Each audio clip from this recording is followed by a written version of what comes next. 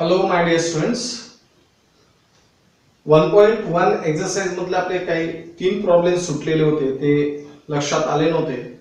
तर page number 12 वरचं 4th नंबरचं प्रॉब्लेम आपल्याला सॉल्व्ह करायचा आहे आणि अगदी सोपी आहे. लास्ट लेक्चर मध्ये आपण या पद्धतीचे प्रॉब्लेम सॉल्व्ह केलेले आहे. आता लक्ष द्या, इथे r डॅश ऑफ 2 काढायचा आहे. First order derivative of this r चा तुम्हाला फर्स्ट ऑर्डर डेरिव्हेटिव्ह काढायचा आहे. तर we have r of x is equals to f of g of x. r of x तुम्हाला दिलेला आहे f of g of x, बरोबर आहे. आता आपल्याला r डॅश काढायचा आहे, म्हणजे याला डिफरन्शिएट करतो आहे. डिफरन्शिएट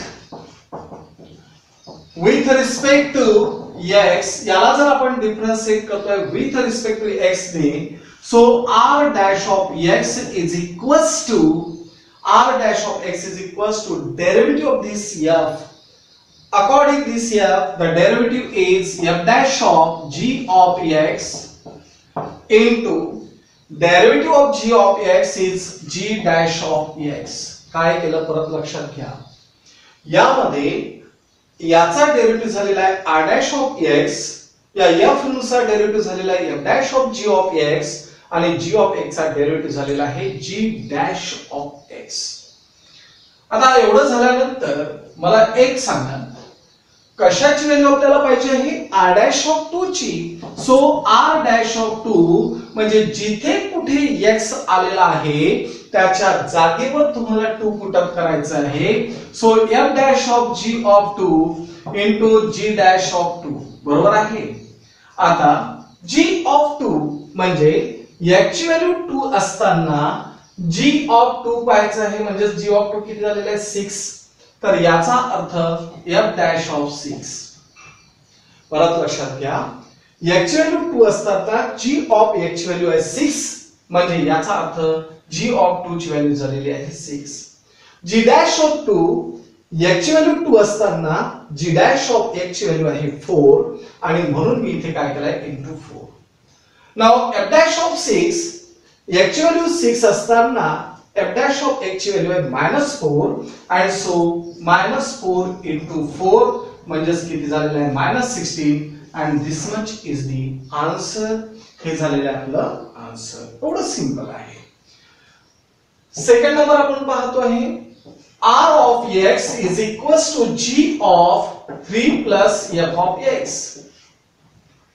त्याला डिफरन्शिएट करतो आहे, differentiate with respect to x, and therefore r dash of x is equals to g dash, पहिले g नुसार g dash of 3 plus f of x आणि into the derivative of 3 plus f of x. 3 चा derivative झालेला आहे 0 आणि f of x चा derivative झालेला आहे f dash of x, बरोबर.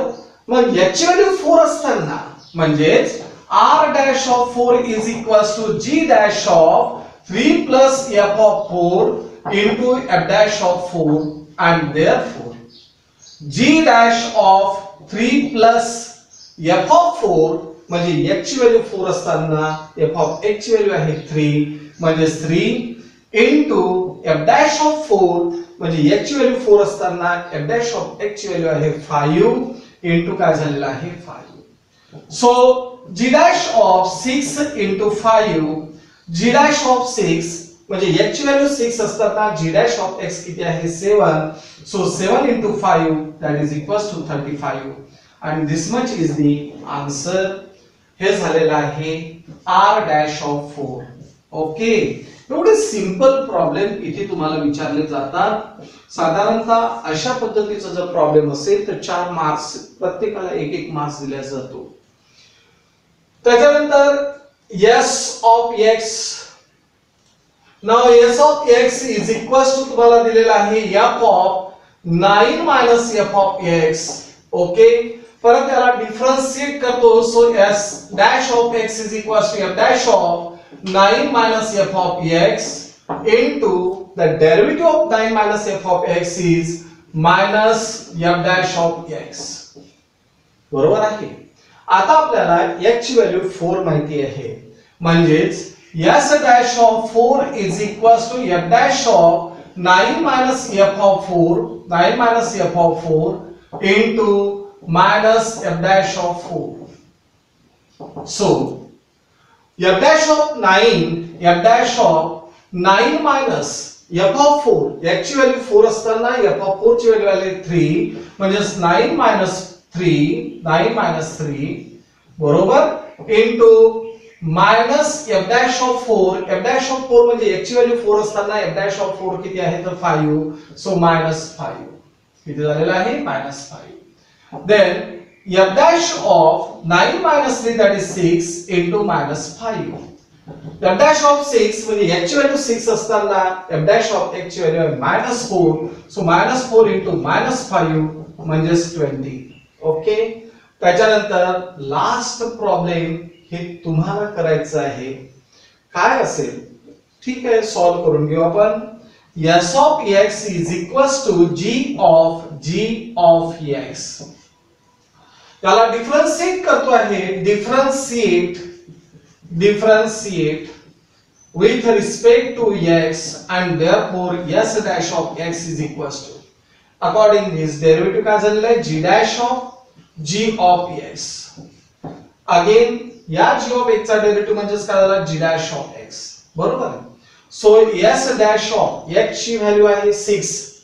s dash of 6 is equals to g dash of g of 6 into g dash of x म्हणजेच g dash of 6 झालेला आहे. and that is equals to g dash of g of 6 म्हणजे याची value 6 असताना g of 6 काय असेल तर that is 2, so 2 त्याच्यानंतर into g dash of 6 म्हणजे याची व्हॅल्यू 6 असताना g dash of 6 झालेला आहे 7, so 7. आता g dash of 2 आहे म्हणजे याची व्हॅल्यू 2 असताना g dash of 2 ची व्हॅल्यू आहे 4 into काय झालेला आहे तर 7 and 4 7s are 28 and this much is the answer. तर या पद्धतीने तुम्हाला हा प्रॉब्लेम सॉल्व करायचा आहे. यामध्ये पेज नंबर 12 वरती जो 5th नंबर आणि 6th नंबरचा प्रॉब्लेम आहे तो आपल्याला सॉल्व करायचा आहे. दॅट्स व्हेरी सिंपल, फार सिंपल आहे. Now solution. Assume that f dash of 3 is equals to -1, g dash of 2 is equals to 5, g of 2 is equals to 3 and y is equals to f of g of x, then dy by dx आपल्याला find out करायचं आहे. and that's very simple, फार simple आहे. आता यामध्ये तुम्हाला काय दिलेलं आहे, we have y is equals to f of g of x. y is equals to f of g of x असं आपल्याला दिलेलं आहे. and now differentiate y with respect to x we get. जर आपण या y ला differentiate करतोय with respect to x ने तर dy by dx is equals to derivative of this f of g of x. f of x चा derivative झालेला आहे f dash of g of x बरोबर आहे. आणि परत g of x चा डेरिव्हेटिव्ह म्हणजे g dash of x. आता आपल्याला यामध्ये काढायचं आहे dy by dx at x is equals to 2. so dy by dx at x is equals to 2 is equals to f dash of g of 2 into g dash of 2, that is equals to f dash of g of 2. the value of g of 2 is 3 म्हणजे f dash of 3 into g dash of 2, g dash of 2 is equals to 5. f dash of 3 ची value किती आहे -1, so -1 into 5 that is -5 and this is the answer. हे झालेलं आहे आपलं answer. एवढं simple आहे. काय केलेलं आहे लक्षात येतंय. त्यानंतर यामध्ये आपल्याला h dash of 1 काढायचं आहे. that's very simple. now solution. we have h of x is equals to root of 4 into f of x plus 3 into g of x. त्यानंतर h dash of x differentiate with respect to x, and therefore h dash of x is equals to the derivative of this root. According to this root, 1 upon 2 into root of 4 into f of x plus 3 into g of x. बरोबर आहे. आणि again या route नुसार derivative झाल्यानंतर आपल्याला या टर्मचा derivative पाहिजे आहे, म्हणजे d dx of 4 into f of x plus 3 into g of x.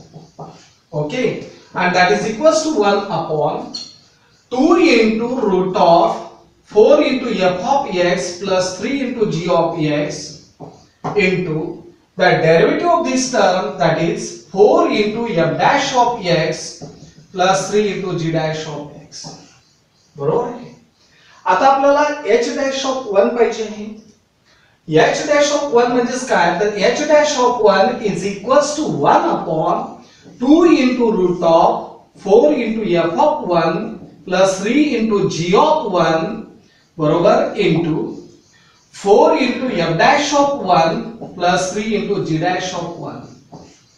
Okay, आणि एवढं झाल्यानंतर इथे काय होईल, 1 upon 2 into root of 4 into f of 1 means 4 into the value of f of 1 is 4, so 4 into 4 plus 3 into g of 1 plus 3 into g of 1, g of 1 ची value झालेली आहे 3 into f dash of 1, 4 into f dash of 1, 4 into f dash of 1, that is 3, त्यानंतर plus 3 into g dash of 1 means 4. त्या सर्व values तुम्हाला माहिती आहे. So 1 upon 2 into root of 16 plus 9 into 4 3s are 12 plus 12. Okay, so 1 upon 16 plus 9, that is 25. 25 चा square root, that is 5. So 2 into 25 into 12 into 24. So 2 12s are 24, means 12 upon 5 is the answer. Okay, तर या पद्धतीने तुम्हाला हे problem solve करायचे आहे.